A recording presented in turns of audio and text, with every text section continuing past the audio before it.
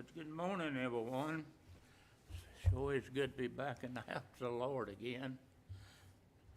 Be able to walk from the pew up to here without staggering. But anyway, it's good to be here this morning, and I want to thank y'all for praying for me. I've been bothered with vertigo. They say that's part of something more, but it's the part that I don't like. But I have found out that it's the reason that I lost most of my hearing in my left ear. All that goes together. So anyway, the Lord knows all about it, and I'm just glad He takes care of me. And it's good to see each one of y'all here this morning, and I trust that the Lord has given you a good week this week. And looking around, I believe some more might be out, might be under the weather or vacating. But anyway, it's good, glad that y'all here anyhow. And as we open up this morning and go to the Lord in a word of prayer, let me put this thing on. All right, now y'all can hear me, can't you? But anyway, if we go to the Lord in a word of prayer this morning, let's look over our prayer list here. Pray for our country. I don't know what's going on. I have listened to a lot of prophetic preachers and teachers talking about what's going on. They all got their opinion of what's going on according to the scriptures. And I like what one said, though, and I'm not going to talk to you about his message, but I like what he said. He said in Ecclesiastes that the preacher said, that which has been will be. In other words, history goes in circles. It repeats itself. Of course, that's true. You read scriptures and you find things that's happened in the past that's happening now. And history's a revolving circle. In other words, you want to look at it that way. And I never thought about it till he's talking about our president we got now. This is the second time this has happened in the history of the United States that we had a president lost his second term. Another fellow took over, and he come back and run and took it again. Back Grover Cleveland, Benjamin Harris, that's how all that happened in there. This is, the fellow was talking about being a parallel of what's in there now, and I thought it was real interesting. He's also brought up Nebuchadnezzar and what happened to him, that he was driven out from his throne and lived for 7 years as an animal, and then was brought back and restored to his kingship. But there's a lot of parallels, a lot of things in the Bible, and I think about that because I've been studying a lot on Elijah, where I've been teaching about Elijah and Elisha, and there's a lot of parallels in scriptures. And everything in the Old Testament has a fulfillment in Jesus, by the way. You study all that, you find out that Jesus fulfilled all those prophecies concerning him up to the time that he came. Every one of them. Now, all those been fulfilled. How about the ones that still waiting to be fulfilled yet? That's something to think about. All right, pray for our country. Pray for Michael. Miss Carolyn. You haven't heard from Miss Carolyn this week? Went to see her. She's stronger, but she still can't hear. Did she get any hearing aids? Yeah, but they're not working well. Yeah, I know how all that hearing stuff works, I tell you. You work with it. The ones I got now here, I can hear pretty good with these, but, and I also got an app where I can set the different sound and all, and, they work pretty good. I went through, I don't know how many sets trying to find one I could hear with, so I know how that is. And it's no fun to be around a group and not be able to understand what's being said. I didn't have trouble hearing sounds. I just could not distinguish them and tell what was being said. I could hear you. If I could get in front of you, I could tell what you're saying, because I learned through the years so to read lips and what people are saying. But you can't always do that because some people don't move their lips the same. But anyway, praise Miss Carolyn and Melissa. James, how's James doing? Praise Miss Hannah. Pray for our church.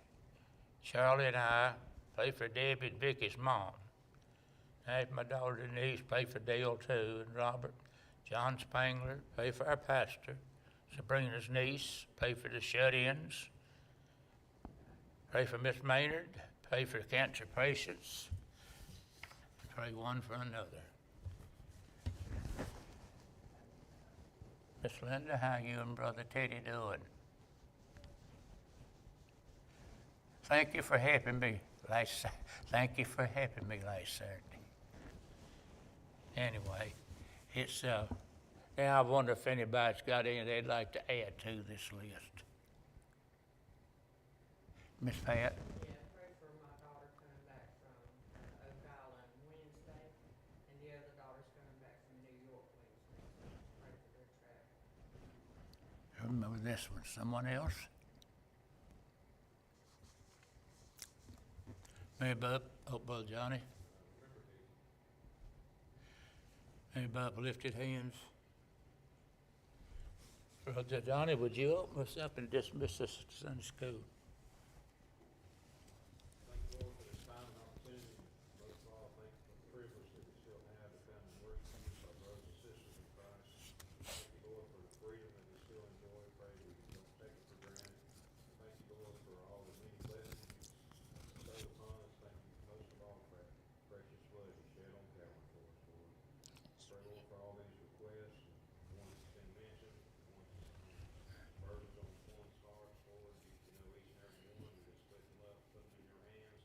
Pray that your will be done, Lord. And just heal as you see fit. Give comfort where it's needed. Pray, Lord, for our country and all the things that's going on. Pray for our leaders and the decisions that are being made. Pray that you'll open our eyes, Lord. I pray for our church that you'll keep your hand upon our church and have it grow as you see fit. Pray that we'll be a shining light in this community, Lord. Pray for our children, Lord. Have us to be the example they need in their lives, that we always point them to you, Lord. Pray, Lord, you'll just take over the service, be it Brother Forrest and 11 o'clock hour. Pray, Lord, for all the Sunday school teachers, and just be with them, Lord. Just want to thank you and praise you for all you've done. Thank you and praise you for all you're going to do, Lord. Ask everything in Jesus' precious name.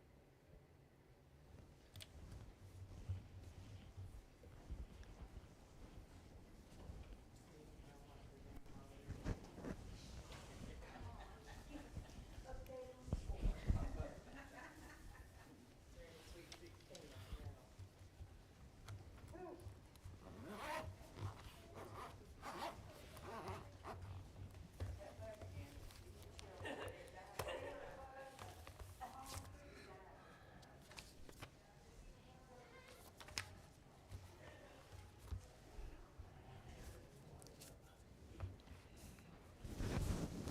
I've been studying when I could read this past week or so.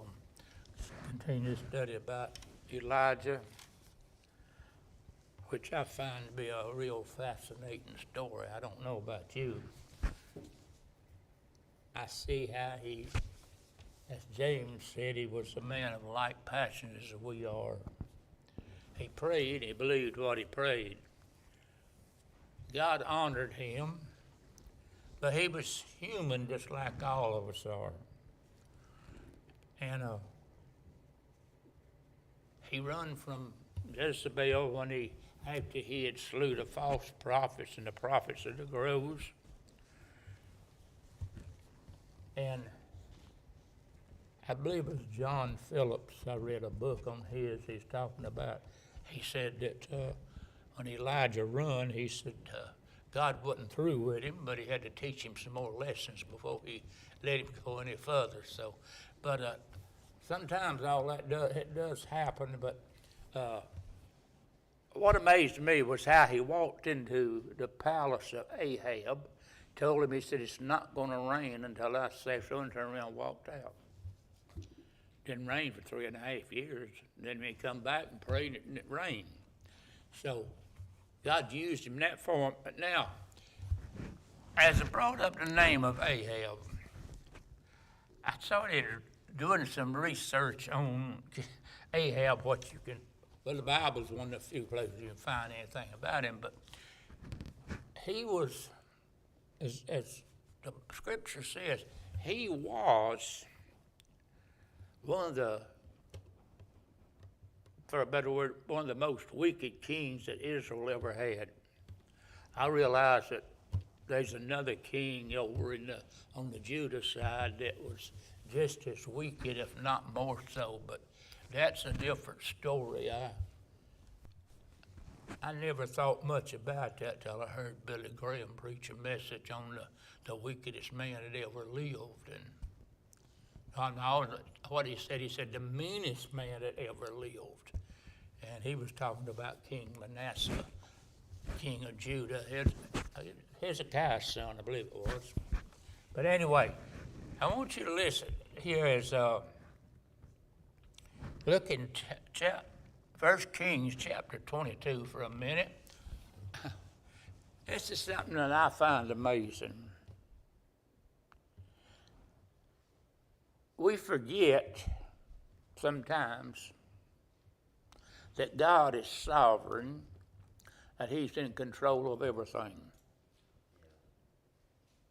Over the book of Proverbs says that God created all things for himself, even the wicked for the day of evil. So a lot of that stuff, I admit I don't understand fully, but I do understand that God is sovereign over his creation. He knows what's going to happen. He knows how it's going to happen and when it's going to happen. Because God doesn't deal in time as we do. God is outside of time, but he works inside of time. And God knows, and he uses people to fulfill his will. We see that all through the Old Testament area and all that they fulfill prophecies without even knowing that they were doing that. Brother Forrest preached a message the other day on that. But Elijah here, I want to skip back to him, and Ahab. So what happened to Ahab? Anybody, what happened to Ahab? All right. Glad you asked. Look at 1 Kings 22. I want to tell you something here. Let's see. Where do I want to start?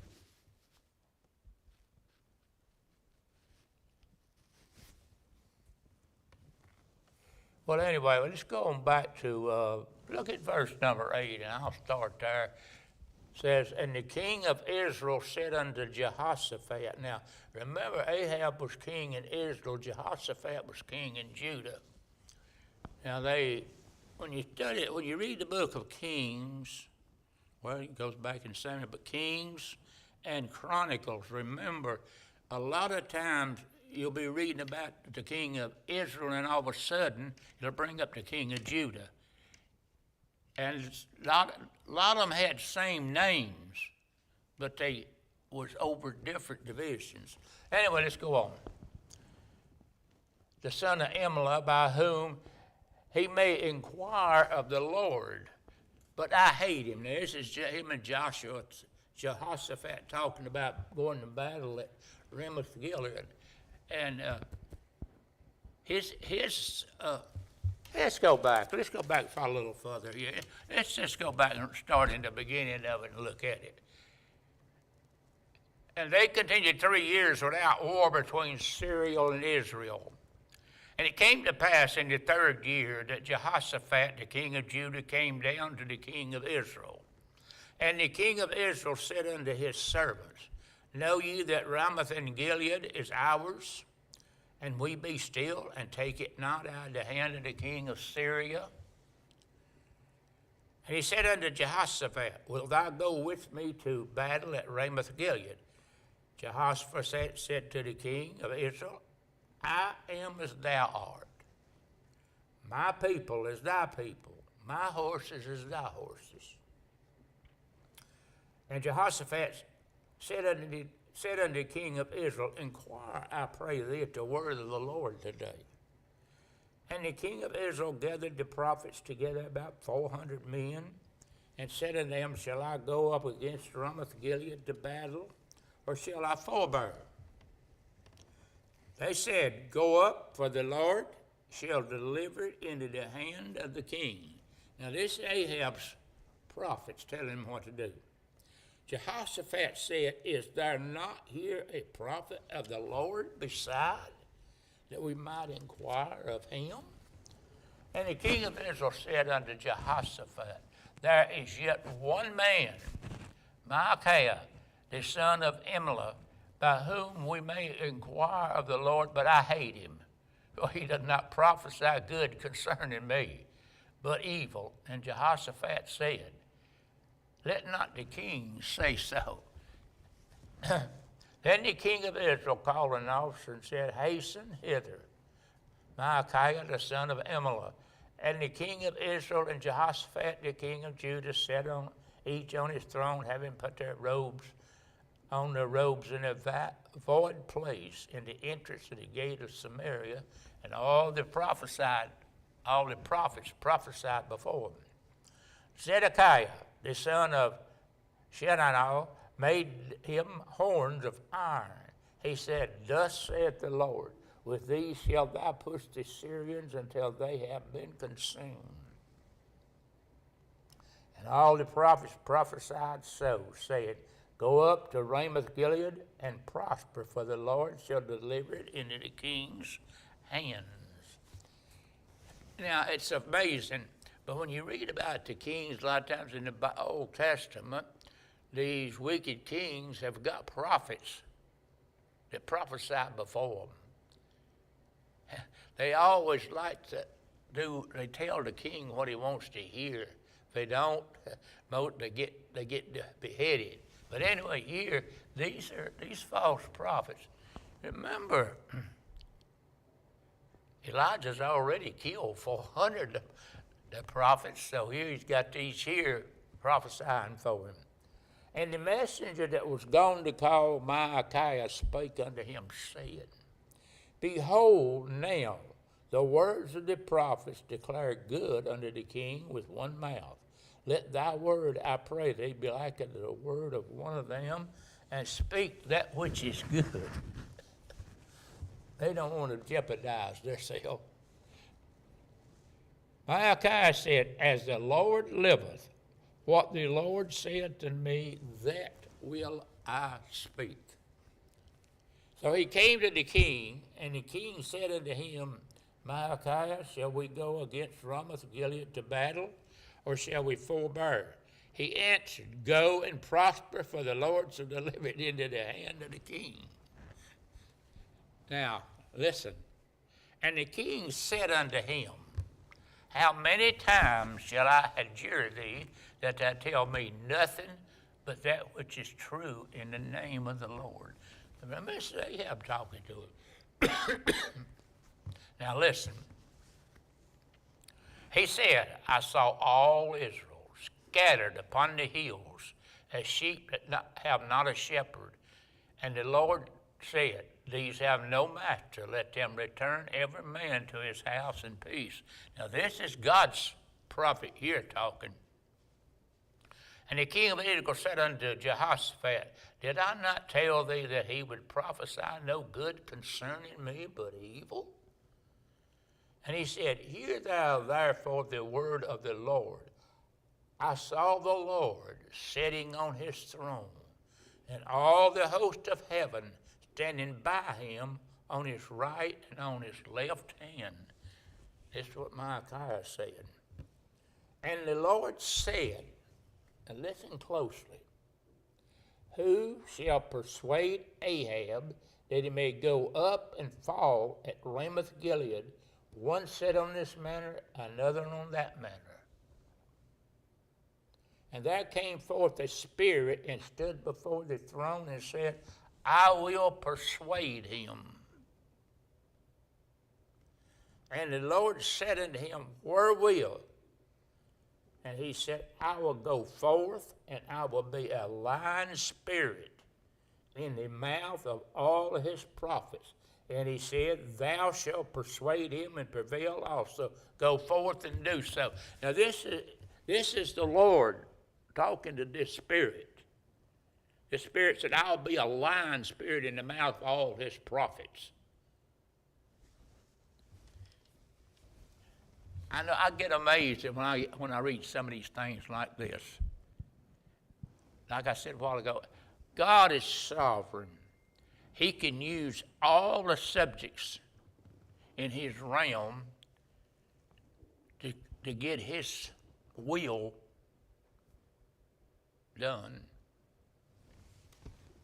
So just think about that as we look at this, and don't. I've had people to ask me through the years about, does God use evil spirits? They're there for a reason. I'll put it that way. This doesn't say this is an evil spirit right here.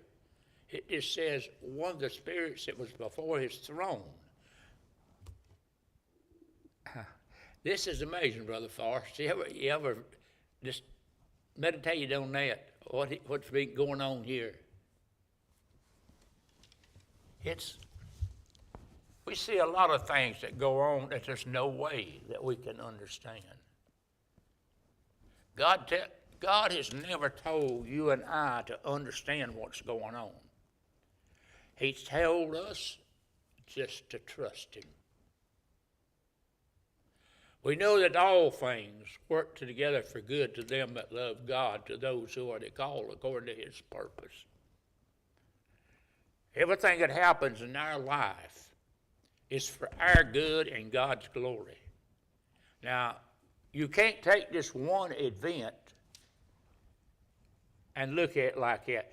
He says that all things, everything that happens, when all is put together, is for our good.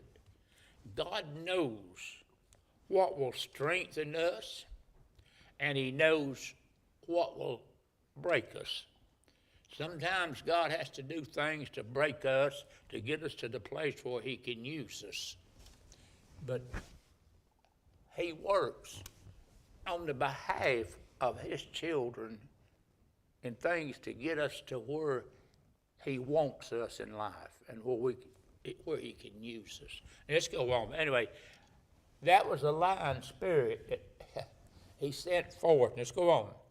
Now therefore, behold, the Lord hath put a lying spirit in the mouth of all these thy prophets, and the Lord hath spoken evil concerning thee. But Zedekiah the son of Shaniah went near and smote Micaiah on the cheek, said, Which way went the Spirit of the Lord from me to speak unto thee? Now, listen. Micaiah said, Behold, thou shalt see it in that day when thou shalt go into the inner chamber and hide thyself. And the king of Israel said, Take Micaiah, carry him back unto Ammon, the governor of the city, and to Joash the king's son, and say, Thus saith the king, Put this fellow in the prison and feed him with bread of affliction and with water of affliction until I come in peace. Micaiah said, if thou return at all in peace, the Lord hath not spoken by me. And he said, hearken, O people, every one of you. So the king of Israel and Jehoshaphat, the king of Judah, went up to Ramoth Gilead. Now it gets interesting. And the king of Israel said unto Jehoshaphat, I will disguise myself and enter into the battle. But put thou on thy robes. And the king of Israel disguised himself and went into the battle. God got him up there at Ramoth Gilead to fight against the Syrians. Now he's went into the battle disguised so that the others wouldn't know that he was king, because if you kill the king, you kill the head of the people. Most of the time they will fear and disperse. But anyway, he went in there into battle. Now listen to what it said. But the king of Syria commanded his 32 captains that had rule over his chariot, saying, fight neither with small or great, save only with the king of Israel. Came to pass when the captains of the chariot saw Jehoshaphat that they said, surely it is the king of Israel, and they turned aside to fight against him, and Jehoshaphat cried out. Came to pass when the captains of the chariots perceived that he was not the king of Israel, that they turned back from pursuing him. And a certain man drew a bow at a venture, and smote the king of Israel between the joints of the harness. Wherefore he said unto the driver of the chariot, turn thine hand and carry me out of the host, for I am wounded. And the battle increased that day, and the king was stayed up in his chariot until the Syrians, against the Syrians, and died at evening, and the blood ran out of his wound into the midst of the chariot. Now, here is a prophet that Elijah's had made the other week when I was eating this to you. He was talking about the dog's going to lick his blood. Now listen to what he said. And there went a proclamation throughout the host about the going down the sun, saying, every man to his own country. So the king died and was brought to Samaria, and they buried the king in Samaria. And one washed the chariot in the pool of Samaria, and the dogs licked up his blood. And they washed his armor according to the word of the Lord, which he spake. Now the rest of Acts Ahab did, and all he did, the ivory house which he made, all the cities which he built, are now written in the book of the Chronicles of the kings of Israel. So Ahab slept with his father, and Ahaziah his son reigned in his stead. Now, that was what Elijah had already prophesied was going to happen. So they'd lick his blood. Now, think about all these things. And it's amazing to me how God aligns all this up. You remember, I believe it's in the book of Isaiah about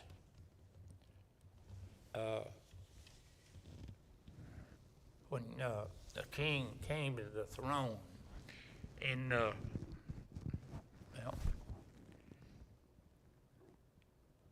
slipped off of my Bible. Anyway, Cyrus, God told Isaiah that he called Cyrus his king. And he prophesied, he said, I know him, but he don't know me. He used Cyrus to make a proclamation to let the Jews go back to Jerusalem and reestablished that city. God used him. It was prophesied that he'd do that some 500 or 600 years before it ever happened. Now, Jehoshaphat, I mean, he went with Ahab. Ahab was wounded and died. His son reigned in his stead. Now let's turn over into 2 Kings chapter 1. We read some more about, let's go back and look at some more about Elijah. God isn't through with Elijah yet. Here, we won't see the end of Elijah here. And if you're saved by the grace of God, you won't see the end of Elijah no how. That's for a future day. Now let's go on. Moab rebelled against Israel after the death of Ahab. And Azariah fell down through a lattice in the upper chamber that was in Samaria and was sick. And he sent messengers, said unto him, Go inquire of Beelzebub, the god of Ekron, whether I shall recover of this disease. Now he's sending, remember this is Ahab's son. He's sending to some false prophets, wanting to know if he's going to recover. But the angel of the Lord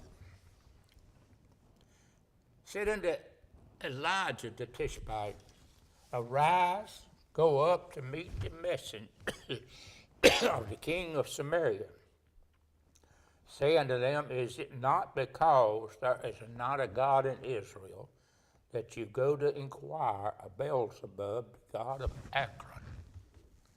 Now therefore thus saith the Lord, Thou shalt not come down from that bed on which thou art gone up, but shalt surely die. And Elijah departed. He went back and told the king all that Elijah had said to him. Now in verse 8, listen, it's what the king said. Oh, verse 7, And he said unto them, What manner of man was he which came up to meet you and told you these words? They answered him, He was a hairy man, girt with a girdle of leather about his loins, and he said, It is Elijah the Tishbite. Then the king slept, sent unto him a captain of 50 men with his 50. He went up to him, and behold, he sat on the top of a hill. He spake unto him, Thou man of God, the king hath said, Come down.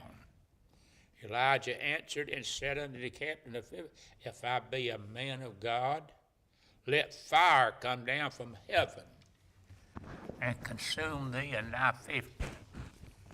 There came down fire from heaven and consumed him and his 50. Again, he set another 50. And he come to that, said, O man of God, thus at the king said, Come down quickly.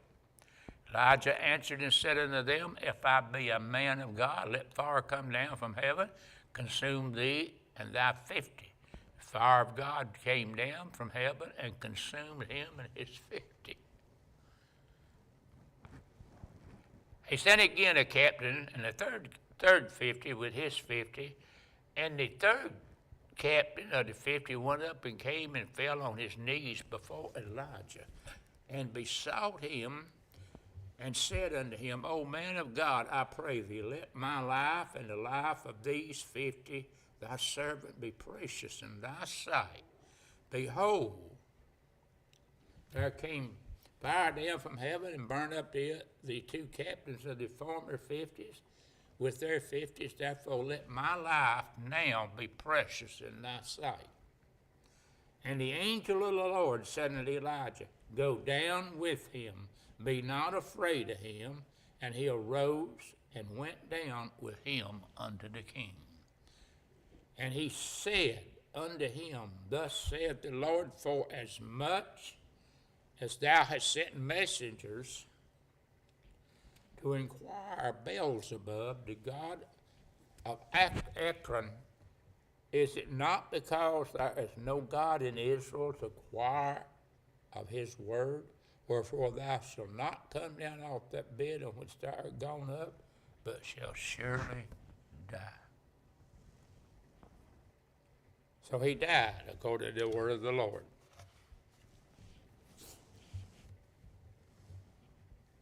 which Elijah had spoken. And Jehoram reigned in his stead in the 2nd year of Jehoram, the son of Jehoshaphat, king of Judah, because he had no son. Now the rest of the acts of Ahijah, which he did, are they not written in the book of the Chronicles of the Kings of Israel? And he slept with his fathers. Now let's look at the first of this next chapter here, and I'll close out in just a minute. Now, like I said, there's 2 men here in these 4, 5, 6 chapters or more that was greatly used of God. Now, I want you to see how it all, here's what Elijah did. And it came to pass when the Lord would take up Elijah into heaven, you ready for it? By a whirlwind, that Elijah went with Elisha from Gilgal. That's important. I just heard a preacher not long ago discussing that, and he said the same thing I've heard a lot say. I want you to notice that because of what he said. That he will go up in a whirlwind. And Elijah said unto Elisha, tarry here, I pray thee, for the Lord has sent me to Bethel. Elisha said unto him, as thy Lord liveth, as thy soul liveth, I will not leave thee. So they went together to Bethel. The sons of the prophet that was at Bethel came forth to Elisha, said unto him, knowest thou that the Lord will take away the master from thy head today? He said, yea, I know it, hold your peace. And Elijah and Elisha, tarry here. I pray thee, for the Lord has sent me to Jericho. And he said, as the Lord liveth, as thy soul liveth, I will not leave those. So they came to Jericho. Now, Elisha was a steadfast man. He wasn't going to give up. And the sons of the prophets that was at Jericho came to Elisha, said unto him, knowest thou that the Lord will take away thy master from thy head today? He answered, yea, I know it. Hold your peace. Elijah said to him, tarry here, I pray thee, for the Lord has sent me to Jordan. He said, as the Lord liveth, as thy soul liveth, I will not leave thee. And they two went on together. And 50 men of the sons of the prophets went and stood in the view afar off, and they too stood by Jericho. Elijah took the mantle, and 50 men of the sons of God went and stood to view afar off, and they too stood by Jordan. And Elijah took his mantle, wrapped it together, and smote the waters. They were divided hither and thither, so that they too went over on dry ground. Come on in and sit down. That's there in the Bible. He said, thou hast asked, and it came to pass when they were gone over, that Elijah said unto Elisha, ask what I shall do for thee before I be taken away from thee. Elisha said, I pray thee, let a double portion of thy spirit be upon me. He said, thou hast asked a hard thing. Nevertheless, if thou see me when I am taken from thee, it shall be so unto thee, but if not, it shall not be so. And it came to pass as they went on and talked, that behold, there appeared a chariot of fire, horses of fire, and parted them asunder. Now listen to the verse real good. And Elijah went up by a whirlwind into heaven. Now, I have heard through the years many well-meaning men of God make the statement that Elijah went to heaven in a chariot of fire. That is not what it says. That's the reason I want you to look at that real good. It said he went up in a whirlwind. I don't know. I've thought a lot about that through the years, and I think